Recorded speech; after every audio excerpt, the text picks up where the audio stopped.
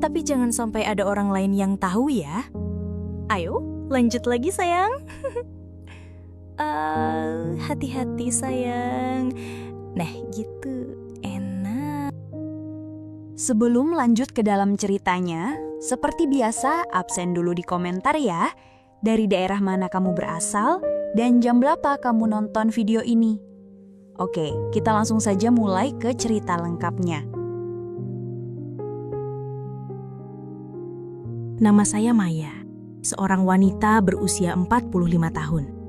Sejak ditinggal suami hampir 10 tahun lalu, banyak orang mengira hidup saya baik-baik saja. Dari luar, saya terlihat mandiri, sukses, dan tegas. Rumah saya besar, pekerjaan saya stabil. Anak saya yang sudah remaja tumbuh sehat. Orang-orang sering bilang, Maya itu kuat, luar biasa, bisa berdiri sendiri tanpa lelaki. Saya hanya tersenyum ketika mendengarnya. Namun kenyataannya tidak sesempurna itu. Rumah yang besar ini sunyi. Setiap pulang kerja, yang terdengar hanya bunyi langkah saya sendiri dan sesekali suara televisi yang saya nyalakan sekadar untuk memecah keheningan. Di meja makan, kursi-kursi kosong seperti menertawakan saya. Hidup saya berjalan seperti rutinitas. Bangun pagi, bekerja, pulang, lalu tidur. Tidak ada lagi hangatnya percakapan. Luka lama ditinggal suami memang tak pernah benar-benar sembuh. Suatu hari, datanglah Andra, sopir baru yang direkomendasikan kerabat saya. Usianya sekitar awal 30-an. Penampilannya sederhana, tidak neko-neko. Dari sekian banyak sopir yang pernah bekerja di rumah ini, entah mengapa Andra terasa berbeda. Tatapan matanya seperti mempelajari sesuatu. Interaksi pertama kami terjadi di perjalanan menuju kantor. Saya duduk di kursi belakang, membuka ponsel, berusaha mengabaikan rasa canggung. Tapi saya menangkap lirikan Andra lewat kaca spion. Tatapan itu tidak seperti sopir lain yang biasanya hanya fokus ke jalan. Seolah ia mencoba membaca pikiran saya. "Apa ibu selalu berangkat sepagi ini?" Tanyanya tiba-tiba, memecah keheningan. Saya sedikit kaget.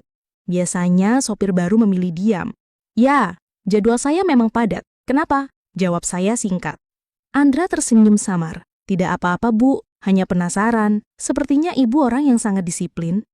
Saya tidak menanggapi lebih jauh, tapi di dalam hati ada rasa terganggu. Bukan karena pertanyaannya, melainkan karena ia terdengar seperti ingin masuk ke ruang pribadi saya. Sejak saat itu, saya jadi lebih waspada. Namun anehnya, setiap kali ia berbicara, ada bagian dari diri saya yang diam-diam penasaran. Beberapa hari berikutnya, suasana tetap sama. Ia mengemudi dengan tenang, tapi selalu menyelipkan pertanyaan-pertanyaan ringan tentang pekerjaan saya, tentang hobi, bahkan tentang bagaimana saya menghabiskan akhir pekan. Saya biasanya menolak menjawab detail, tapi ia tidak terlihat tersinggung. Suatu sore, ketika perjalanan pulang terjebak macet, ia kembali membuka percakapan. Rumah sebesar itu pasti ramai ya kalau semua keluarga berkumpul. Saya terdiam sejenak. Pertanyaan sederhana itu menohok. Lalu saya menjawab singkat, "Dulu iya, sekarang tidak lagi." Andra tidak banyak komentar setelah itu. Tapi dari spion, saya menangkap tatapan matanya. Seolah ia mengerti ada sesuatu di balik jawaban saya. Sesampainya di rumah, saya masuk tanpa banyak bicara. Tapi sepanjang malam, pertanyaan Andre terngiang-ngiang. Kenapa ia menanyakan hal itu? Dan kenapa saya, yang biasanya sangat menjaga jarak dengan orang baru, justru merasa tersentuh? Keesokan harinya, saat berangkat kerja, saya sengaja tidak membuka percakapan. Namun lagi-lagi, Andre seolah tahu cara menembus diam saya. "Bu, saya boleh bertanya sesuatu? Jangan marah ya." Saya menatapnya lewat spion. "Apalagi?" Ibu kelihatan seperti orang yang kuat, tapi entah kenapa saya merasa ada sisi lain yang ibu sembunyikan. Kata-kata itu membuat saya terkejut. Tidak ada yang pernah mengatakan hal seperti itu secara langsung. Saya menelan ludah, mencoba menahan ekspresi. "Cukup, kamu sopir. Tugasmu hanya mengantar saya. Jangan lebih dari itu." Andra langsung menunduk sedikit. "Maaf, Bu, saya tidak maksud lancang." Sepanjang perjalanan, hening.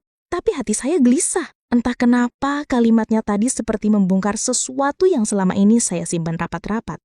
Malam itu, saya berdiri di balkon menatap halaman rumah yang gelap. Saya sadar, kehadiran Andra mulai mengusik hidup saya yang selama ini datar. Saya tidak tahu kemana arahnya, Tapi untuk pertama kali setelah sekian lama, saya merasa ada sesuatu yang berbeda. Beberapa minggu setelah Andra bekerja, ritme perjalanan kami mulai terasa berbeda. Ia tidak lagi hanya sekedar mengantar dan menjemput, tapi seperti hadir di sela-sela kesepian saya. Awalnya, saya berusaha menutup diri, menjaga jarak, dan tetap bersikap formal. Namun ternyata, tembok yang saya bangun perlahan mulai rapuh.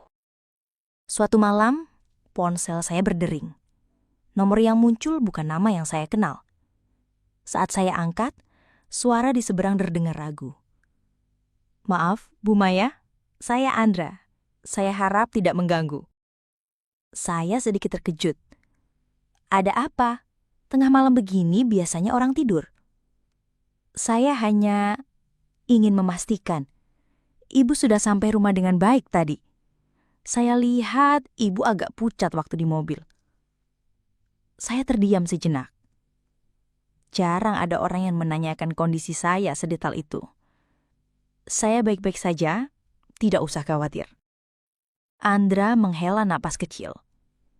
"Saya tahu ini bukan urusan saya, tapi entah kenapa, saya merasa Ibu sering memendam banyak hal sendirian." Saya mencoba terdengar tegas. "Kamu tidak perlu ikut campur urusan pribadi saya." "Tentu, Bu, saya mengerti. Maaf kalau lancang." Setelah itu, sambungan telepon berakhir. Namun malam itu, saya tidak bisa langsung tidur. Ada sesuatu dalam nada suaranya yang terasa tulus.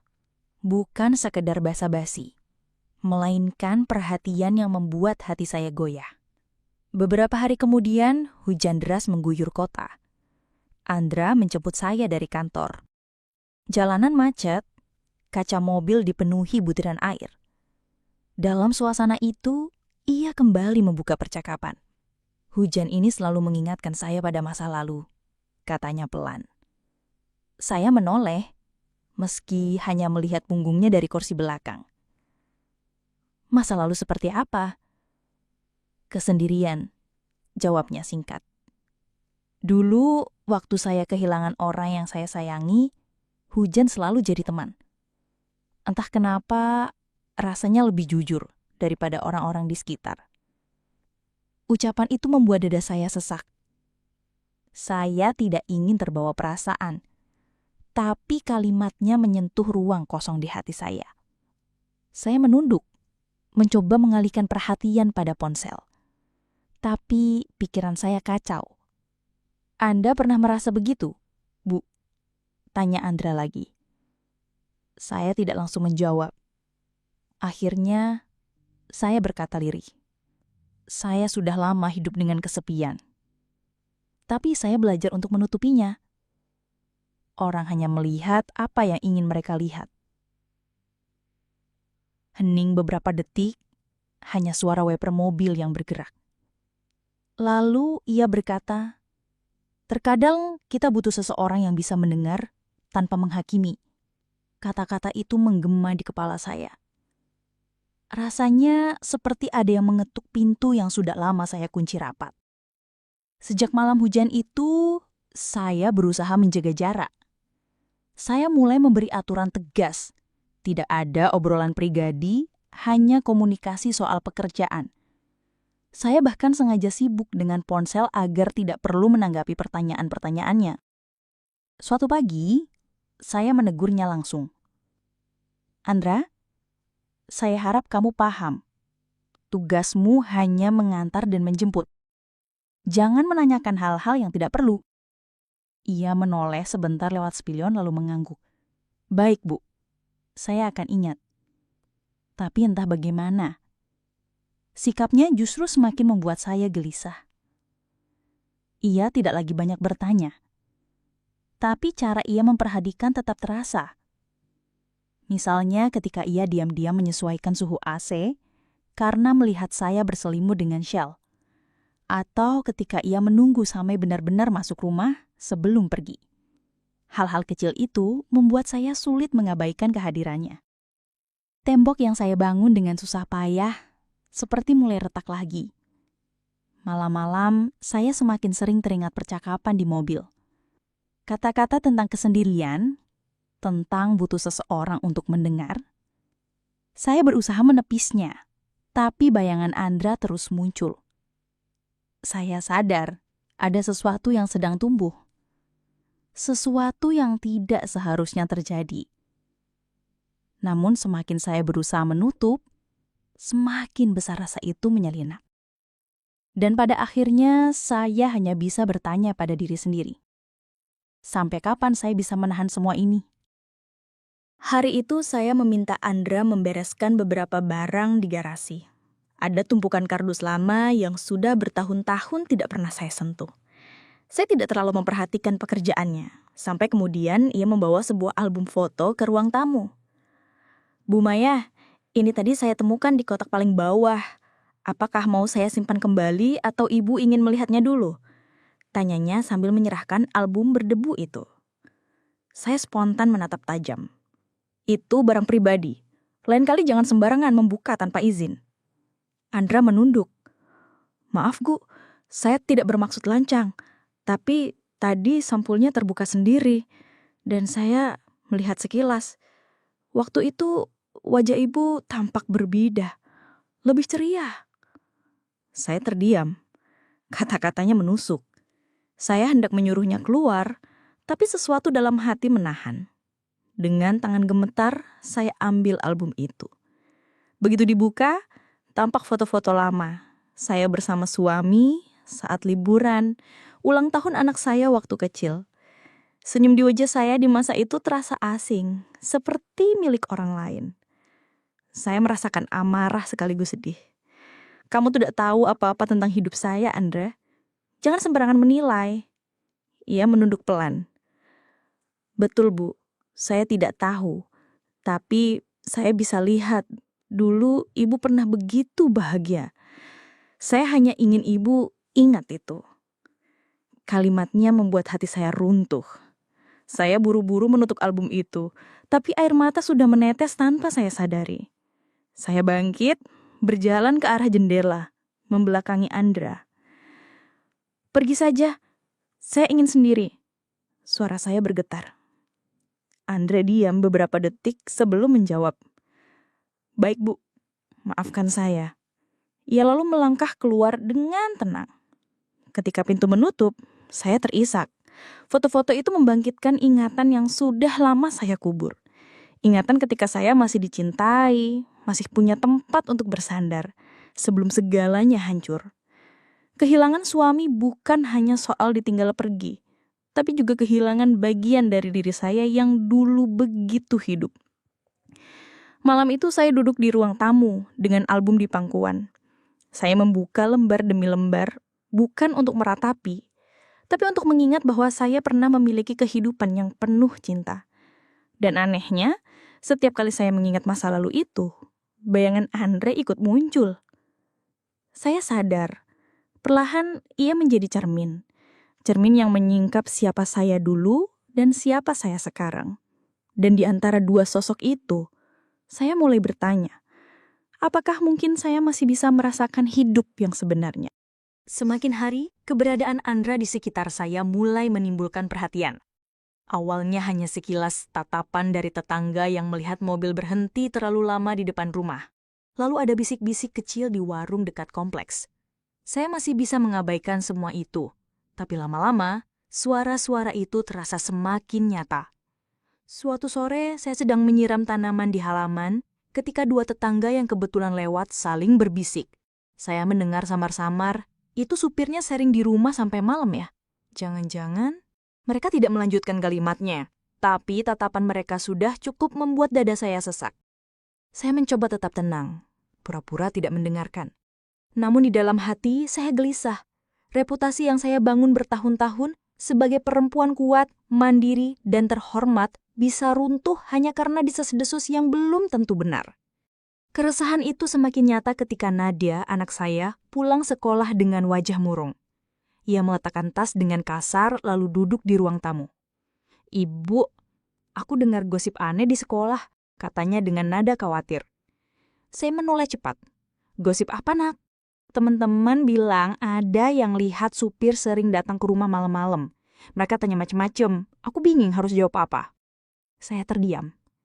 Kata-kata Nadia terasa seperti tamparan keras. Saya mencoba menenangkan diri, lalu berkata, "Sayang, jangan dengarkan omongan orang. Mereka hanya suka mencampuri urusan orang lain. Tapi Bu, gosip itu bikin aku malu. Aku takut orang salah paham tentang Ibu," ucapnya lirih. Saya menarik nafas panjang. "Ibu mengerti. Ibu janji akan lebih hati-hati, kamu tidak perlu khawatir." Percakapan itu membuat hati saya hancur. Untuk pertama kalinya, gosip yang beredar tidak hanya menyentuh saya, tapi juga anak saya. Saya sadar, batas yang tadinya saya anggap aman ternyata sudah terlewati. Keesokan harinya di kantor pun suasananya tidak jauh berbeda. Saat rapat selesai, beberapa kolega memberi tatapan aneh. Seolah ada sesuatu yang mereka bicarakan di belakang saya. Bahkan, sekretaris pribadi saya sempat berkata dengan nada hati-hati, "Bu Maya, saya hanya ingin mengingatkan, mungkin sebaiknya Ibu menjaga jarak dengan staf rumah. Orang-orang mulai memperhatikan."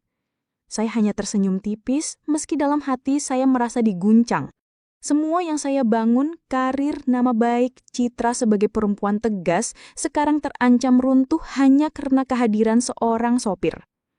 Malam itu saya duduk di ruang makan dengan Andra. Ia baru saja selesai mengantar saya dari sebuah acara. Saya tidak tahan lagi menyimpan kegelisahan. "Andra, kamu tahu tidak kalau orang-orang mulai memperhatikan kita?" Ia menatap saya dengan tenang. "Saya menduga memang begitu, Bu. Tapi kenapa Ibu terlihat begitu resah?" "Karena reputasi saya. Selama ini saya berusaha menjaga nama baik. Dan sekarang, gosip kecil saja bisa menghancurkan semuanya." Andra menghela nafas. "Saya mengerti. Tapi Bu, apa artinya reputasi kalau hati Ibu sendiri terus kosong?" Saya menatapnya lama. Kata-katanya seperti menyinggung sisi terdalam diri saya. Tapi sekaligus, saya merasa terpojok. "Kamu tidak tahu bagaimana rasanya hidup dengan sorotan orang lain. Semua orang menunggu saya jatuh. Saya tidak bisa begitu saja mengabaikan itu." Andra menunduk sebentar, lalu berkata, "Kalau begitu, mungkin saya yang harus menjaga jarak." Perkataan itu membuat hati saya bergetar. Ada rasa takut kehilangan, sekaligus lega. Saya tidak langsung menjawab, hanya terdiam dengan pikiran bercampur aduk. Malam itu setelah Andra pulang, saya duduk sendiri di kamar. Saya menatap bayangan diri saya di cermin. Sosok yang terlihat adalah perempuan parubada dengan wajah lelah, berusaha mempertahankan topeng kekuatan. Tapi di balik itu, ada seorang manusia yang rapuh, haus akan perhatian, dan terjebak antara dua dunia. Dunia citra yang ingin tetap terhormat, dan dunia pribadi yang merindukan kasih sayang. Saya sadar, pertarungan ini bukan hanya tentang gosip orang. Ini tentang siapa saya sebenarnya, dan apakah saya berani menghadapi konsekuensinya. Hubungan saya dengan Andra semakin sulit dipisahkan. Meski saya mencoba menjaga jarak, kenyataannya perhatian dan keberadaannya terus merayap masuk ke hidup saya. Hal-hal kecil, seperti obrolan larut malam di dapur sambil minum teh, mulai menjadi kebiasaan baru. Suatu malam, saya turun ke dapur karena tidak bisa tidur. Lampu dapur sudah menyala, dan ternyata Andra sedang duduk sambil menulis sesuatu di buku kecil. "Andra, kamu belum pulang?" tanya saya kaget. Ia berdiri buru-buru. "Saya tadi memastikan pagar terkunci, lalu saya menunggu sebentar di sini. Maaf kalau mengganggu." Saya duduk di kursi seberang. "Tidak apa-apa, justru saya senang ada teman bicara. Malam-malam seperti ini terasa panjang kalau sendirian." Kami berbincang ringan tentang pekerjaan, tentang cuaca, lalu berlanjut ke hal-hal pribadi. Untuk pertama kali, saya menceritakan bagaimana beratnya hidup setelah ditinggal suami. Andra mendengarkan dengan serius, tidak menyela, hanya menatap dengan penuh perhatian. "Bu Maya, kadang kita terlalu lama berpura-pura kuat, padahal manusia tetap butuh tempat bersandar." Saya menunduk, merasakan kalimat itu menembus hati. Malam itu, perbincangan kami berakhir dengan hening yang hangat. Ada sesuatu yang sulit dijelaskan, tapi terasa nyata. Beberapa minggu kemudian, kami harus melakukan perjalanan bisnis ke luar kota. Hujan badai membuat perjalanan tertunda, dan kami akhirnya menginap di sebuah villa kecil yang disediakan rekan kerja. Suasana malam di villa begitu sunyi, hanya suara hujan deras di luar. Di ruang tamu, kami duduk seberhadapan sambil menunggu listrik yang sempat padam kembali menyala. Saya berkata lirih, "Kadang saya merasa hidup ini seperti panggung. Semua orang melihat saya sebagai tokoh kuat, padahal di baliknya saya kosong." Andra menatap saya lekat. Mungkin saatnya ibu jujur pada diri sendiri. Hidup bukan soal apa kata orang, tapi apa yang membuat kita benar-benar merasa hidup. Kalimat itu membuat saya terdiam. Hati saya bergejolak. Di malam sunyi itu, saya merasa semakin terbuka pada Andra. Seolah ia satu-satunya orang yang berani mendengar sisi rapuh saya. Namun kebersamaan kami yang semakin intens ternyata tidak sepenuhnya aman. Beberapa hari setelah perjalanan itu, saya menerima sebuah surat anonim yang dimasukkan ke dalam kotak surat rumah. Isinya singkat. "Berhati-hatilah, ada orang dekat yang terlalu sering berada di rumahmu malam-malam. Semua orang bisa melihatnya." Jantung saya berdegup kencang. Tangan saya gemetar membaca tulisan itu. Rasanya seperti ada mata yang mengawasi setiap langkah saya. Malamnya, saya menunjukkan surat itu kepada Andra. Ia membaca dengan wajah serius. Ini artinya ada yang sengaja mengintai. Ibu harus waspada. Saya menatapnya dengan cemas. Tapi siapa? Tetangga? Orang rumah? Atau orang kantor? Ia menggeleng. Saya tidak tahu. Tapi jelas ada yang ingin menakut-nakuti. Saya menggenggam surat itu erat-erat. Bagaimana kalau gosip ini benar-benar jadi skandal? Bagaimana kalau Nadia mendengarnya lagi? Andrea menatap saya dalam. "Bu, saya tidak memaksa.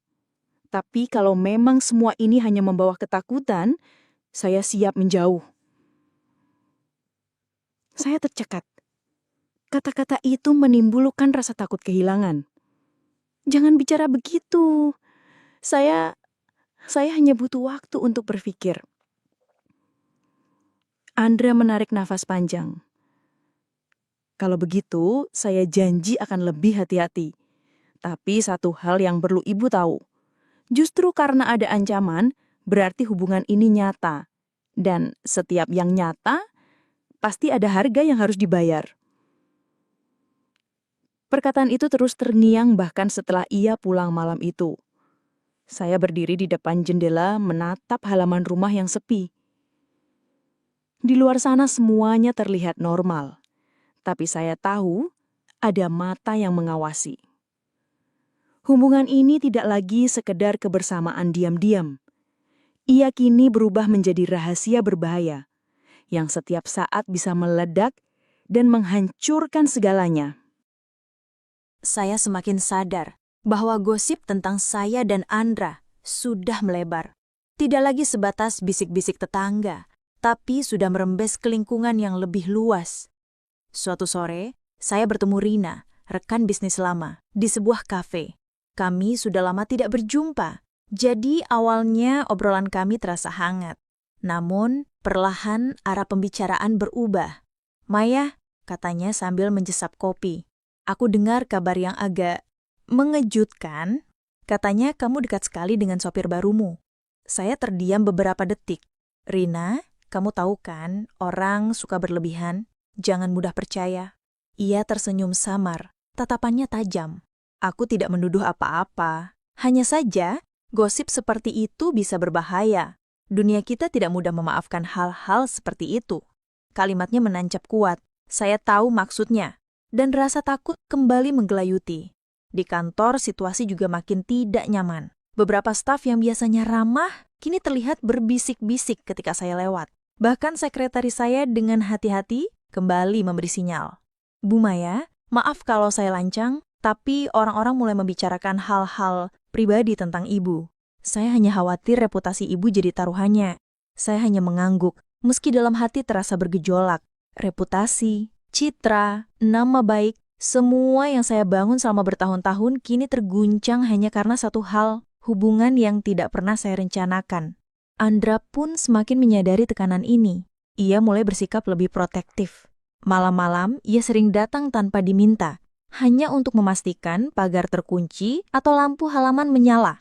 Suatu malam, saya mendapati Andra berdiri di teras sambil menatap jalanan sekitar. Saya menghampirinya. "Andra, apa yang kamu lakukan di sini malam-malam begini?" Ia menoleh sebentar. Saya merasa ada yang mengawasi rumah ini. Saya hanya ingin memastikan semuanya aman. Saya menarik napas berat. Justru sikapmu ini yang bisa membuat orang semakin curiga. Kamu datang malam-malam, tetangga bisa salah paham. Andra menatap saya serius. "Bu, saya tidak peduli dengan omongan orang. Yang penting, Ibu dan Nadia aman." Saya menunduk, merasa serba salah. Tapi, aku peduli, Andra. Hidupku dibangun dari apa yang orang lihat. Sekali gosip ini meledak, semua bisa hancur. Ia diam sejenak, lalu berkata pelan. "Jadi yang Ibu pikirkan hanya apa kata orang. Bagaimana dengan perasaan Ibu sendiri?" Saya tercekak, tidak tahu harus menjawab apa. Hari-hari berikutnya semakin menekan. Saya seperti hidup di dua dunia. Di depan publik, saya tetap tampil sebagai Maya yang tegas dan profesional. Tapi di balik itu, saya dikejar rasa takut, khawatir setiap langkah diawasi, setiap tatapan orang penuh prasangka. Nadia pun kembali menyinggung hal ini.